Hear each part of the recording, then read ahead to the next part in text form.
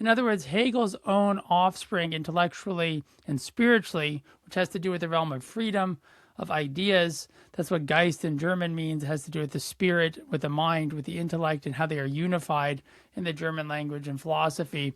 So Geist is the spirited part of the human being, is the free, rational part of the human being in the German idealist perspective.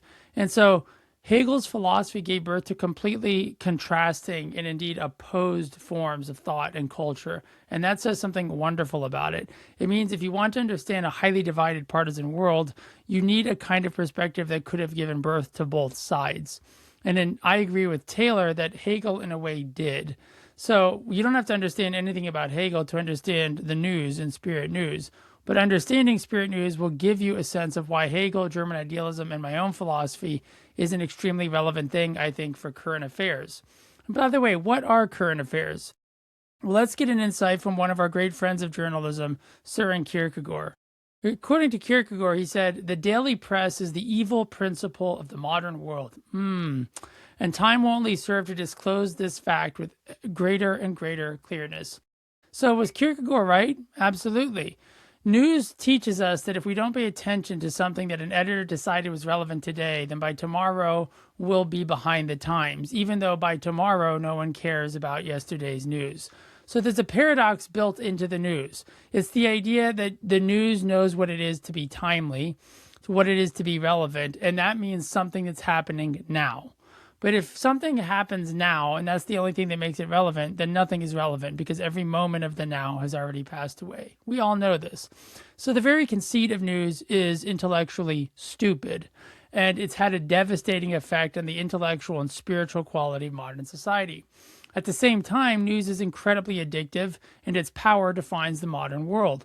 Why? Because it makes timeliness the central virtue of media. And the need for relevance is a profound human need. It's one of the major needs of a human being in my philosophy, is the need for relevance. It's not the same thing as meaning. It's connected. We do need meaning, but we also want things to feel relevant. That's what it means to have been modern or to be modern. And so Spirit News is a post-Hegelian or neo-Hegelian standpoint on contemporary affairs. Hegel famously said that the real is the rational, das Wirklich ist das Vernünftig. And that has led many people to accuse him of not understanding the contradictory nature of life, which just goes to show that they've never read anything seriously by Hegel. Because to quote Charles Taylor on Hegel's logic, this is exactly the point of Hegel's philosophy, is that there is a contradiction in reality.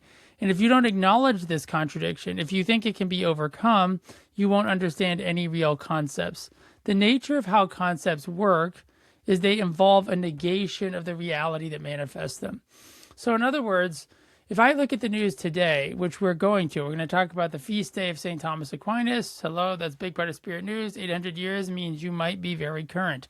If someone's still reading you, if someone is studying you more seriously than anyone has ever studied a journalist, like we study Thomas Aquinas, especially if you're one of my students, I love Aquinas.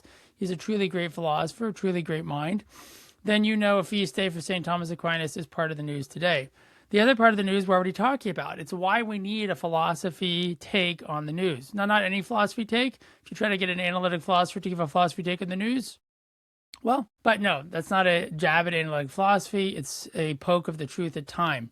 So actually, I'm trained mostly as an analytic philosopher, but you know the jokes. And we're going to be free with jokes here because it's serious enough as it is. I mean, it's German. We've got Beethoven. We've got Hegel.